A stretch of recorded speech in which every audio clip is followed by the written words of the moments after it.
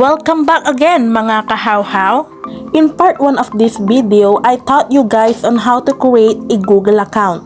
Now it's opposite because I will teach you guys how to delete a Google account. So if you're new to my YouTube channel, subscribe now and don't forget to hit the notification bell so you're always updated on my videos. So without further ado, let's start. The first thing you need to do is to click your Google application. Then, click your account in the upper right corner just like we did in the part 1. Click the Manage your Google account. Then, there are options appear. You need to tap the Data and Privacy. Scroll up until you reach the near end. If you have already found the Delete your Google account, just click it. Click the Delete your Google account.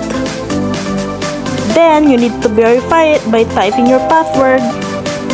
After typing your password, click the Next button. Google guys are reminding you that this is not a usual yada yada, or deleting an account is not an easy decision, so read it carefully. If you are decided to delete it already, just tap the 2 boxes to add check. And the last step is click the Delete account.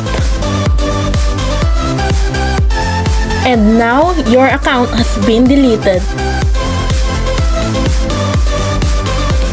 After 2 days guys, I log in again to confirm if it was really deleted, and this is what came out.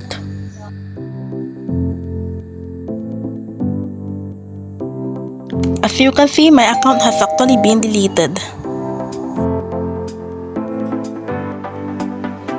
That's how easy it is mga kahawhaw. So far, I hope I have helped you in a small and simple way. Until again, mga kahawhaw!